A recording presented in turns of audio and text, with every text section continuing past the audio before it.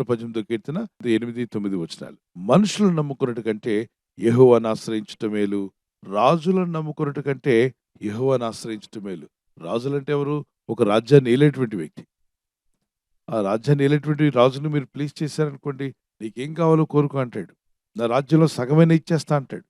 అటువంటి రాజులు ఉన్నారా? ఉన్నారు. రాజులను నమ్ముకున్నట్టు కంటే కూడా యెహోవాను ఆశ్రయించుట మేలు. నువ్వు దేవుడిని ఆశ్రయించావనుకో, ఒక రాజుకి దేవునికి ఎంత తేడా ఉంది? ఒక రాజ్యానికి రాజు. రాజు అనే వ్యక్తి ఒక రాజ్యానికి రాజు. ఒక రాజ్యం ఎంత ఉంటుంది? మహా అయితే ఒక దేశం అయి ఉండొచ్చు, ఒక ప్రాంతం అయి ఉండొచ్చు. దానికి మాత్రమే రాజు. మరి దేవుడు ఎవరు అంటే ఆయన రారాజు, సర్వసృష్టికి రాజు అయి ఉన్నాడు. సర్వములు ప్రపంచమంతటికి, ప్రపంచములు అని రాయబడింది బైబిల్‌లో. ఆకాశపై ఆకాశముల వరకు సమస్తమును చేసినవాడు ఆయనే. కాబట్టి ఈరోజు నువ్వు ఎవరిని ఆశ్రయించావు? ఆలోచించి, మనుషులను నమ్ముకున్నట్టు కంటే యెహోవాను ఆశ్రయించుట మేలు, రాజులను నమ్ముకున్నట్టు కంటే యెహోవాను ఆశ్రయించుట మేలు. 2 విషయాలు మాట్లాడుతున్నాడు ఇక్కడ. మనుషులను ఆశ్రయించడం కన్నా దేవుని ఆశ్రయించడం మేలు అన్నాడు. రాజులను ఆశ్రయించడం కన్నా దేవుని ఆశ్రయించడం మేలు అన్నాడు. ఎవరా వ్యక్తి? దేవుడిని ఆశ్రయించి దీవించబడిన వ్యక్తి యోసేపు. అతను రాజును ఆశ్రయించలేదు. ఎవరిని ఆశ్రయించాడు? రారాజును ఆశ్రయించాడు.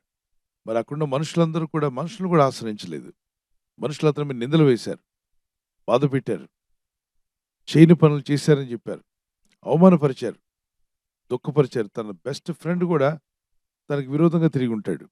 యోసేపు అంత కృంగిపోయిన సమయంలో మనుషులు, రాజులు అందరూ కలిసి అతన్ని జైల్లో పడేశారు. మరి జైల్లో ఉంటూ కూడా అతను ఏం చేస్తున్నాడు? రారాజుకు ప్రార్థిస్తున్నాడు, దేవాతి దేవునికి ప్రార్థించాడు, మొరపెట్టాడు. ప్రిజన్‌లో ఉంటున్నాడు తను చేయని పాపానికి. చెప్పండి.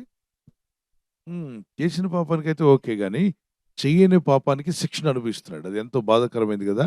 అతను చేయలేదు ఆ పాపం.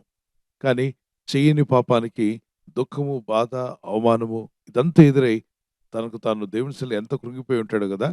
కానీ జైల్లో ఉన్న, ప్రిజన్‌లో ఉన్న ప్రార్థన మానలేదు. మరి పౌలు, సీలను మీరు గమనించండి. వారు కూడా ఏ పాపం చేయలేదు. వారిని తీసుకెళ్లి జైల్లో పెట్టారు, గాయపరిచారు. అయితే రాత్రి వేళ పౌలు, సీల దేవునికి ప్రార్థన చేస్తూ కీర్తనలు పాడుచున్నారట. కష్టాల్లో ఉన్నప్పుడు ప్రార్థన చేశారు, కీర్తనలు పాడారు. కష్టాలు ఉన్నాయి కదా అని చెప్పి మనం భయపడుతూ కూర్చోవద్దు గాని, ప్రార్థిద్దాం, దేవుని సన్నిధిలో కీర్తనలు పాడదాం. పైనున్న దేవుడు వింటున్నాడు. నేను రాజులను నమ్మలేదు, రారాజును నమ్ముకున్నాను. నేను మనుషులను నమ్మలేదు, మనుషుల్ని చేసిన దేవుడిని నమ్ముకున్నాను. నేను ఒక రాజ్యానికి అధిపతిని నమ్మలేదు గాని, సర్వ సృష్టికి అధిపతి అయిన దేవుడిని నమ్ముకున్నాను. దేవునికి స్తోత్రం కలుగును గాక. ప్రిజన్‌లో ఉన్నటువంటి ఒక వ్యక్తి, ప్రిజనర్ సడెన్‌గా ప్రైమ్ మినిస్టర్ అవుతారని ఎవ్వరు ఊహించరు. యోసేపు జీవితంలో ఊహించిన కార్యం జరగడానికి యోసేపు ఏం చేశాడండి? ప్రార్థించాడు, ఆశ్రయించాడు. రాజులను ఆశ్రయించలేదు. ఎవరిని ఆశ్రయించాడు? మనుషులను ఆశ్రయించలేదు కానీ మనుషులను చేసిన దేవుడిని ఆశ్రయించాడు. ఈ మాట చూడండి, 25వ కీర్తన 3వ వచనం. నీ కొరకు కనిపెట్టు వారిలో ఎవడునూ సిగ్గునందుడు.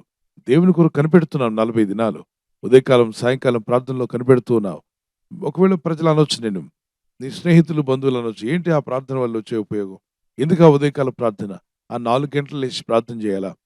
ఎవరి కోసం చేయాలి? ఎందుకు చేయాలి అని. కానీ నీవు దేవుని సన్నిధిలో మొరపెడుతున్నావు. నువ్వు దేవుని కొరకు కనిపెట్టుకుని ఉన్నావు కాబట్టి నీవు సిగ్గునందవు. ఒక రోజున దేవుడు నిన్ను ఆశీర్వదిస్తుండగా వద్దు వద్దు అని చెప్పిన వాళ్ళే నిజముగా నువ్వు ప్రార్థన చేశావు. దేవుడు నీ ప్రార్థన విన్నాడు. నీ భక్తి చాలా గొప్పది. నీ వల్లే నేను ప్రార్థన చేయలేకపోతున్నాను. నీ యొక్క ప్రార్థన, నీకున్న భక్తి చాలా గొప్పదని వారే నీ వైపు వచ్చి చెప్పే రోజు వచ్చునుగాక. అందుకే ప్రార్థించండి. 25వ కీర్తన 1వ వచనంలో చూడండి, నీ దిక్కునకు చూసిన ఆత్మను ఎత్తుకొనొచ్చున్నా అన్నాడు. అంటే దేవుని దిక్కునకు మన ఆత్మను ఎత్తుకోవాలా? అవును. యెహోవా, నీ దిక్కునకు చూచి నా ఆత్మను ఎత్తుకొనొచ్చున్నాను. నా దేవా, నీ యందు నమ్మిక ఉంచున్నాను. నన్ను సిగ్గుపడనీయకము, నా శత్రువులు నన్ను గూర్చి ఉత్సాహింపనీయకము. 3వ వచనంలో, నీ కొరకు కనిపెట్టు వారిలో ఎవడనూ సిగ్గునందడు. ఆమేన్. ద్రోహం చేసేవారు సిగ్గుపడతారేమో గాని, దేవుని కొరకు కనిపెడుతున్న తమ్ముడు, చెల్లి, పెద్దలు ప్రతి ఒక్కరు ప్రపంచంలో నువ్వు ఎక్కడున్నా నీవు సిగ్గుపడాల్సిన అవసరం రాకుండా దేవుడిని తలెత్తే రోజు వచ్చునుగాక. అంటే దేవుడు నిన్ను ఆశీర్వదించే రోజు, దేవుడు నిన్ను దీవించే రోజు, దేవుడు నిన్ను బలపరిచే రోజు రాబోతుంది. ఆ దినమున నీ చుట్టూ ఉన్న వారు నిన్ను చూసి ఆశ్చర్యపోతారు. కాబట్టి నేను అవమానపరిచిన వారు కూడా ఆశ్చర్యపోయే రోజు రాబోతుంది. Exodus chapter 2:23. నిర్గమకాండము 2వ అధ్యాయం 23వ వచనం. ఇశ్రాయేలీయులు తాము చేయుచున్న వెట్టి పనులను బట్టి నిట్టూర్పులు విడిచుచు మొరపెట్టుచుండగా తమ వెట్టి పనులను బట్టి వారు పెట్టిన మొర దేవుని యొద్దకు చేరెను. They were in bondage. వారు బానిసత్వంలో ఉన్నారు. They were slavery. వారు బానిసలుగా ఉన్నారు. Somebody are boss over them. వారి పైన ఇతరులు అధికారం కలిగి ఉన్నారు. Pharaoh is ruling them. ఫరో వారిని ఏలుచున్నాడు. Taking all their energy and strength. వారి బలము శక్తిని అంతటిని తీసుకుంటున్నాడు. Giving nothing to them. వారికి ఏమీ కూడా ఇవ్వటం లేదు. And they are working from morning till evening, but they will not get any wages, only just a piece of bread. వారు ఉదయం నుండి సాయంకాలం వరకు ఎంతో కష్టపడి పనిచేసినా ఏ మాత్రం కూడా జీతం పొందడం లేదు, కానీ తినడానికి ఒక రొట్టె ముక్క మాత్రం తీసుకుంటున్నారు. They were brutally treated, very ill treated by Pharaoh's army. మరి ఫరో సైనికుల చేత చాలా కఠినముగా వారు హింసింపబడ్డారు, చాలా నీచముగా చూడబడ్డారు. They were critically going through a critical situation in their life. వారి జీవితంలో చాలా కఠినమైనటువంటి పరిస్థితి గుండా వారు వెళుచూ ఉన్నారు. Because of the pain, they went back to their small tents and they lifted up their hands and they started crying before God. ఇటువంటి వెట్టి పనులను బట్టి వారు నిట్టూర్పులు విడిచుచు వారి గుడారంలోనికి వెళ్ళినప్పుడు See how they దేవునికి pray. ప్రార్థించారు. Lifting of hands, oh God, help us. చేతులు పైకెత్తి దేవా మాకు సహాయం We చేయమని are suffering. మా శ్రమలలో మేము ఉన్నాం. We are not able to tolerate. మేము వీటిని భరించలేకపోతున్నాం. Oh God, we need your help. దేవా నీ సహాయం మాకు కావాలి. Please help us, Father. ప్రభువా మాకు సహాయం చేయము తండ్రి. Nobody can help us. మాకెవరు సహాయం చేయలేరు. Only you. నీవు మాత్రమే. Send your help. నీ సహాయము పంపము. They cried. వారు They మొరపెట్టారు. prayed. కన్నీటితో ప్రార్థించారు. God heard their prayer. దేవుడు వారి ప్రార్థన ఆలకించి God ఉన్నారు. saw the tears. దేవుడు వారి కన్నీరు చూశారు. How many believe that God sees your tears? దేవుడు నీ కన్నీళ్లు కూడా చూస్తున్నారు. ఎంత God hears your prayer. దేవుడు నీ ప్రార్థన ఆలకిస్తున్నారు. God in heaven heard the prayer and then he took a decision. I must deliver these people because my people are crying. Chapter 3 verse 7. 3వ అధ్యాయం 7వ వచనంలో పరలోకమందున్నటువంటి దేవుడు వారి ప్రార్థన విని నా ప్రజలు మొరపెట్టుచున్నారు కన్నీటితో, వీరికి తప్పక నేను విడుదల ఇవ్వాలని దేవుడు చెప్పి ఉన్నారు. Today this morning you may be crying like that. ఈ ఉదయకాలంలో నీవు కూడా ఆ విధంగా కన్నీరు The same కారుస్తున్నావు. God who helped Israelites is going to help you. ఇశ్రాయేలులకు సహాయం చేసిన దేవుడే నీకు సహాయం Do చేయబోతున్నాడు. you believe that? నమ్ముచున్నావా నీవు? God in heaven, he listens to our prayer. పరలోకమందున దేవుడు మన ప్రార్థనలు వినుచున్నారు. ప్రార్థన చేసుకుందాం. ప్రభా ఈ వాగ్దానం నా పట్ల నెరవేర్చమని వారు కన్నీళ్లతో ప్రార్థిద్దాం, పట్టుదలతో ప్రార్థన చేద్దాం, హృదయపూర్వకంగా ప్రార్థన చేద్దాం. ప్రభా ఈ వాగ్దానం పట్టుకుని ఎవరైతే ప్రార్థిస్తున్నారో వారి జీవితంలో ఎదురైన ప్రతి ఆపద నుండి, శోధన నుండి, శ్రమ నుండి వారిని విడిపించి నీ సాక్షులుగా వారిని నిలబెట్టుకోమని వేడుకుంటున్నాను. ప్రభా విడుదల పొంది స్వస్థత నుండి, ప్రతి అపాయం నుండి వీరు తప్పించబడి నీ గురించి సాక్ష్యం ఇచ్చి నన్ను ఘనపరిచేవారిగా వీరిని, వీరి కుటుంబాలను దీవించమని వేడుకుంటున్నాను. వీరు ఎదుర్కొంటున్న ప్రతి శోధనలో వీరికి సహాయం దయచేయండి. ఆశ్చర్యకరమైన నీ హస్తము చాపి వారు ఏ స్థితిలో మునిగిపోతున్నా, ఎలాంటి ఆర్థిక ఇబ్బందుల్లో మునిగిపోతున్నా వారు మునిగిపోకుండా వారిని లేవనెత్తబోతున్నాం నాయన. ఈ దినము, ఈ వారంలో, ఈ నెలలో, ఈ సంవత్సరంలో ఎన్నెన్నో కార్యాలు చేయాలని వారు ఉద్దేశించి ఉండగా వారి ఉద్దేశంలో సఫలమవులాగున ఈ ప్రజలు చేస్తున్న ప్రయత్నాలు ఫలింపచేయండి.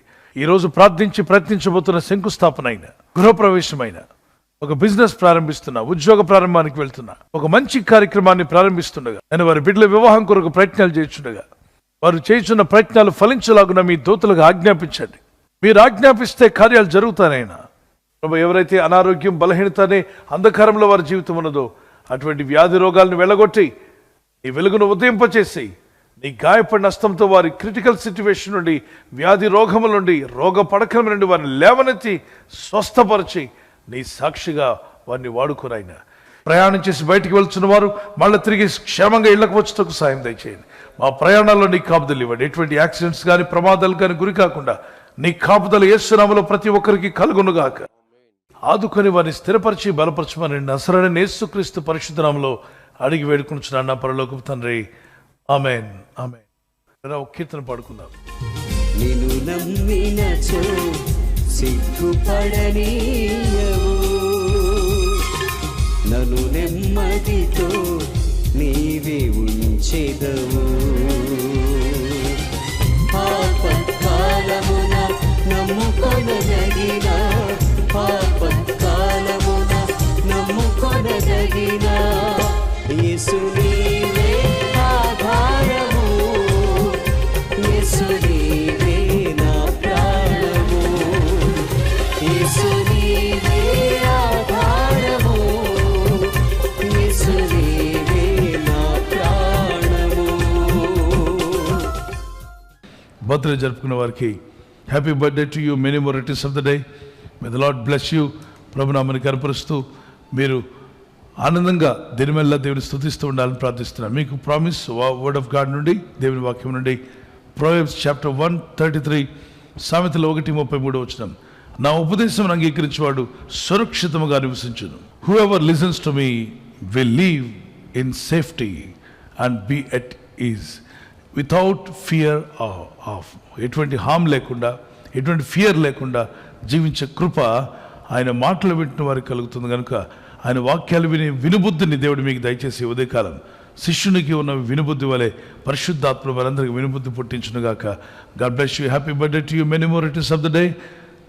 దయాకిరీటం ధరించేసి మిమ్మల్ని దేవుడు అభివృద్ధి పరచునుగాక. This is what my pray for you. May the lord continue to bless you and give you long life. God bless you.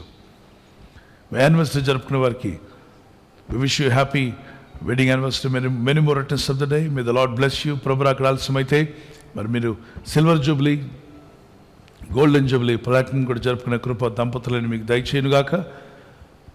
Promise of God, Isaiah 44:3, I will pour out my spirit on your offspring. నీ సంతతి మీద నా ఆత్మను కుమ్మరించేదను. భార్య భర్తలను మిమ్మల్ని దేవుడు దీవించి, గర్భఫలం లేకపోతే ప్రభు మీకు గర్భఫలం అనుగ్రహించి, పిల్లలు గలవారు మీకు మీ పిల్లల మీద, మీ సంతతి మీద దేవుడు తన ఆత్మను కుమ్మరించునుగాక. ఆమేన్. ఇద్దరి మధ్యలో ఐక్యత, ఏక మనసు, లవ్ అండ్ ఎఫెక్షన్ మీ ఇద్దరి మధ్యలో పరిశుద్ధాత్మను ఇంక్రీజ్ చేయనుగాక. God bless you.